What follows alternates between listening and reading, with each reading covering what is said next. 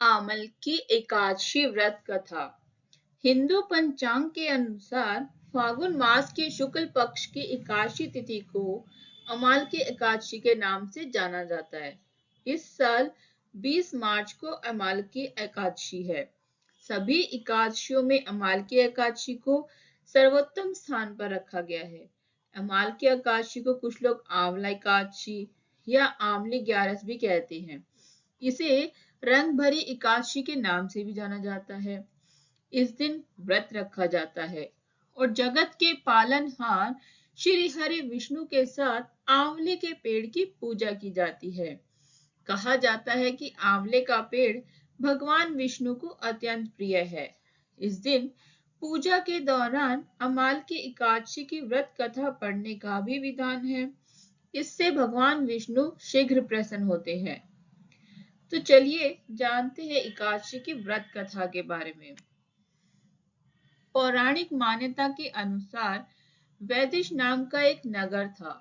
उस नगर में ब्राह्मण, क्षत्रिय, वैश्य और शूद्र रहते थे। वहां रहने वाले सभी नगरवासी विष्णु भक्त थे और वहां कोई भी नास्तिक नहीं था। उसके राजा का नाम था चैत्रथ।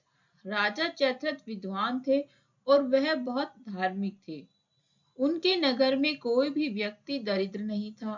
नगर में रहने वाला हर शख्स एकादशी का व्रत करता था।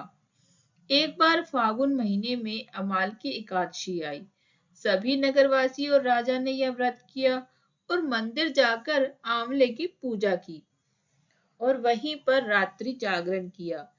तभी रात के समय वहां एक बहेलिया आया जो कि घोर पापी था, लेकिन उसे भूख और प्यास लगी थी, इसलिए मंदिर के कोने में बैठकर जागरण को देखने लगा और भगवान विष्णु व एकादशी महात्म्य की कथा सुनने लगा। इस तरह पूरी रात बीत गई। नगर वासियों के साथ बहेलिया भी पूरी रात जागा रहा। सुबह होने पर सभी नगरवासी अपने घर चले गए। बहेलिया भी घर जाकर भोजन किया, लेकिन कुछ समय के बाद बहेलिया की मौत हो गई। हालांकि उसने अमल की एकादशी की व्रत कथा सुनी थी और जागरण भी किया था, इसलिए वह राजा विदुरथ के घर जन्म लिया। राजा ने उसका नाम वसुरथ रखा। बड़ा होकर वह नगर का राजा बना। एक दिन वह शिकार पर निकला, लेकिन बीच में ही रास्ता भूल गया।